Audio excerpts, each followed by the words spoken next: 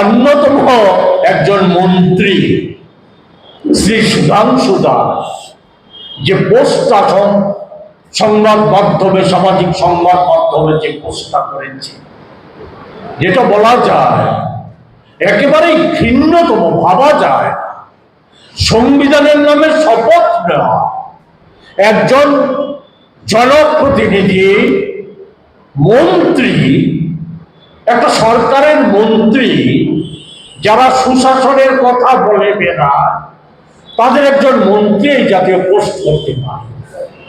আপনাদের নজরে নিশ্চয়ই এসেছে, সুধাংশু দাস বলেছে, আমার মনে হয় হিন্দুদের দেব দেবীর পূজা করার কোনো নৈতিক অধিকার আর নেই, কারণ যে জাতি বিধর্মী জিহাদিদের আগ্রাসনের হাত থেকে তার আরাধ্য দেবতার মন্দির ও মূর্তি বাঁচাতে পারে না, যারা নিজের ধর্মের চরম অপমান দেখেও প্রতিবাদ করতে এগিয়ে আসে না, তার আবার কিসের ধর্ম, কিসের পূজা পাঠ।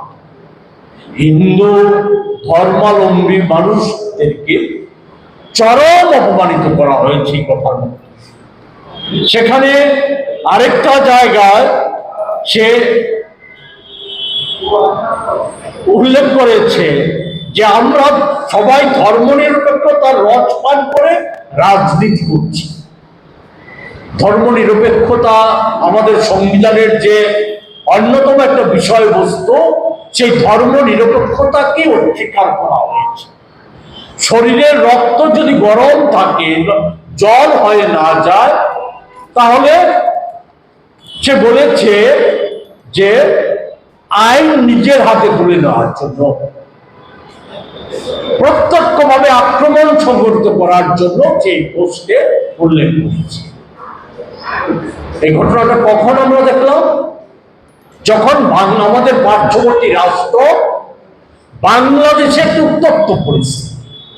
আমাদের রাজ্য সম্প্রতি কিছুদিন আগে সাম্প্রদায়িক বিভাজন তৈরি করার লক্ষ্যে সেখানে গন্ডা ছড়ায়, সেখানে একটা ঘৃণ্যতম ঘটনা সংঘটিত করা হয়।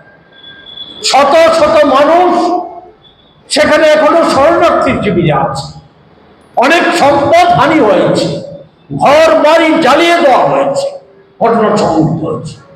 অতি সম্প্রতি একটা সেখানে মূর্তি ভাঙ্গাকে কেন্দ্র করে সেখানে রানীর বাজারে, সেখানে এই রাজ্য সরকারের একজন গুরুত্বপূর্ণ মন্ত্রী, দায়িত্বশীল মন্ত্রী, ওনার উপস্থিতিতে সেখানে ধর্মীয় সংখ্যালঘুদের উপর নির্মম আক্রমণ সংঘটিত করা, বাড়ি ঘর গাড়ি বাইক জ্বালিয়ে দেওয়া হয়, ব্যাপকভাবে জ্বালিয়ে দেওয়া হয়। আজকেও সেই এলাকায় বলা যায় যে সেখানে একটা কম্পমান পরিস্থিতি বিরাজ করছে, স্বাভাবিক হয়নি। আজকে মানুষ স্বাভাবিকভাবে চলাচল করতে পারছে না, প্রশাসনিক বিধিনিষেধ আছে।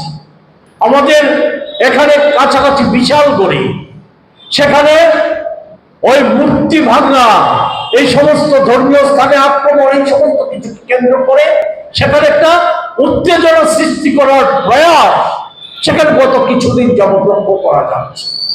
সেখানে ওই আমাদের এই রাজ্যের শান্তিপ্রিয় মানুষ তারা এগিয়ে এসেছে, এগিয়ে আসার ফলে সেই সাম্প্রদায়িক শক্তি, বিভাজনকারী শক্তি, উত্তেজনা সৃষ্টিকারী শক্তি, দাঙ্গাকারী শক্তি, তারা এখনো সেই ধরনের সুযোগ তৈরি করে দিতে পারে।